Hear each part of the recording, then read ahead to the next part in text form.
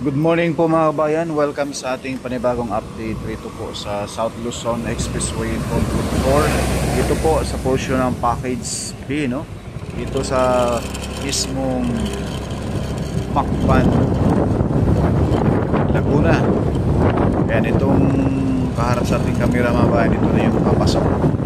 Punta na po itong kasada na ito doon sa mismong papuntang Kalawan. Saan po ito ngayon mga kabayan.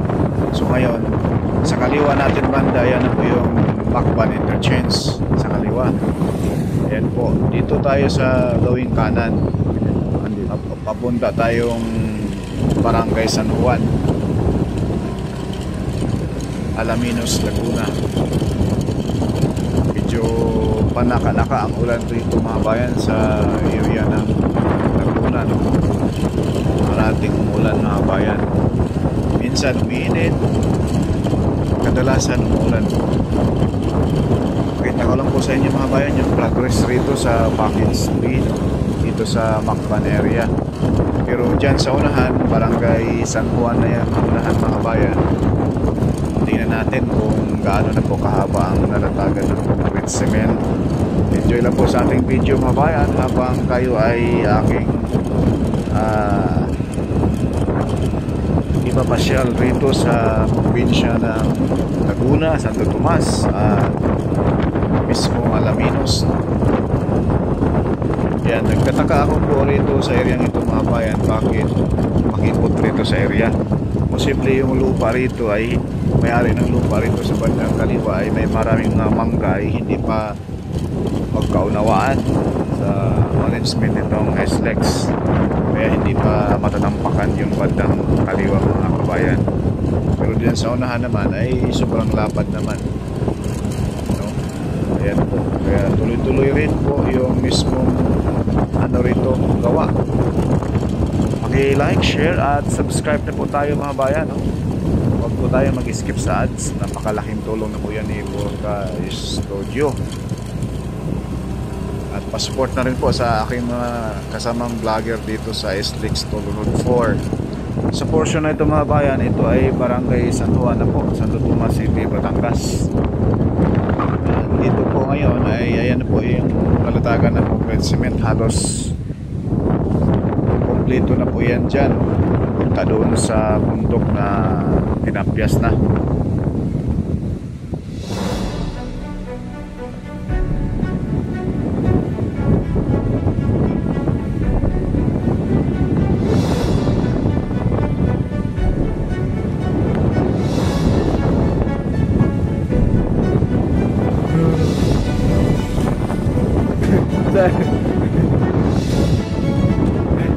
Grabe, ginaw.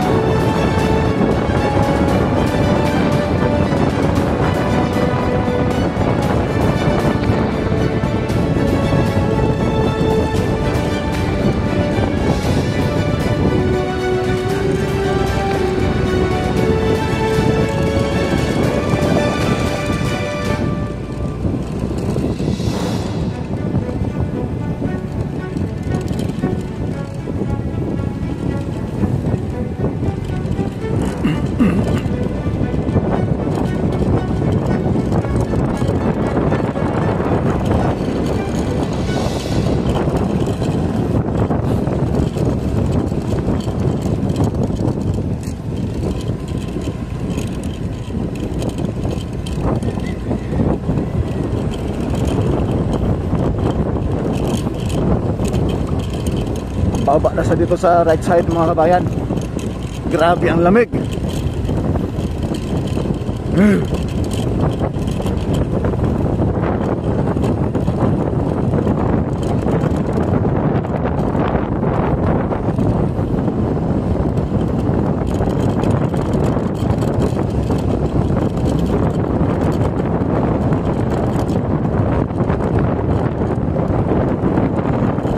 Sobrang lamig po.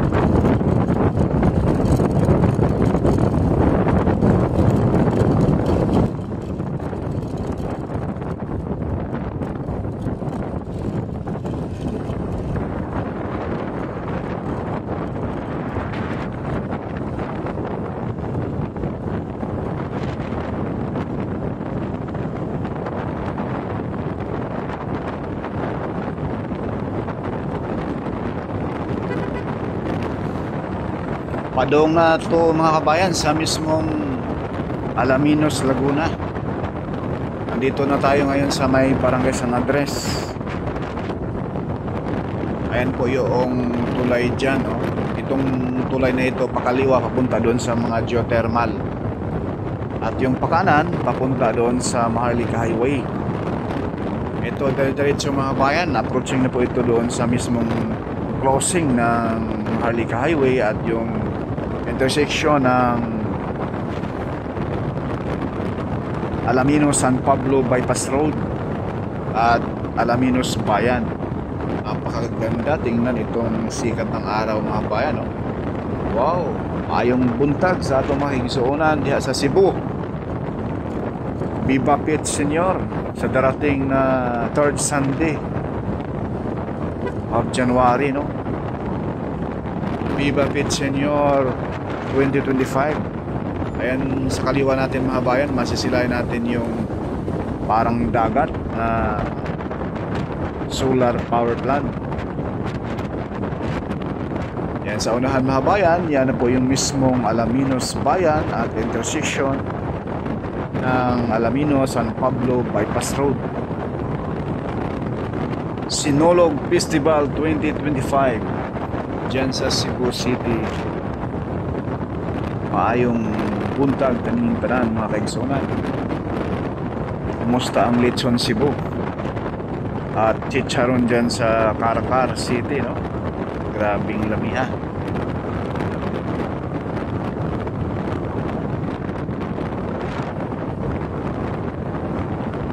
Itong package B mga bayan, may haba itong 12.75 kilometers, no?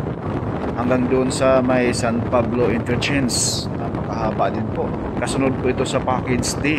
Ang pinakahaba yung package D, Tiaong Quezon to Candelaria, may habang 15 kilometers, no? Itong package B mga bayan, halos 85% or 80% ng tapos, no, na malatagan ng concrete cement. Halos habulan lang po ito doon sa package C, San Pablo to Tiaong. Yun po yung package C. Ayan po mga bayan, sa baba natin, ayan na po yung mismong Maharlika Highway. Yung right side ay papuntang Maynila at itong pakaliwa papuntang Alaminos Bayan. So, ayan po. Yan po yung Alaminos sa bandang kaliwa natin. So, dyan sa unahan mga kabayan, hanggang dyan lang po tayo dahil dyan sa unahan, putol pa, wala pang simento dahil doon sa dulo mga kabayan, sa unahan po ay ito na po yung Barangay San Juan, no? Sa unahan po ay mayroong ginagawang tulay kaya hindi pa nilatagan nila ng concrete cement dyan sa dulo. Kaya hanggang dito lang muna yung ating latest update dito po sa package B, no? Barangay San Juan, Alaminos, Laguna. Ayan po, tulay po ito, matagal na po ito tapos. Ayan po, dito po muna pagsamantalang putol dahil dyan sa unahan mula rito hanggang doon sa tulay mga 300 meters, no? Yan, maraming salamat and God bless po sa ating lahat mga kabayan. Please like, share at subscribe po tayo. Porka Studio po, hindi sikat pero nag-aabot ng balitang tapat. God bless, maayong buntagan ninyong tanan mga kaigsonan.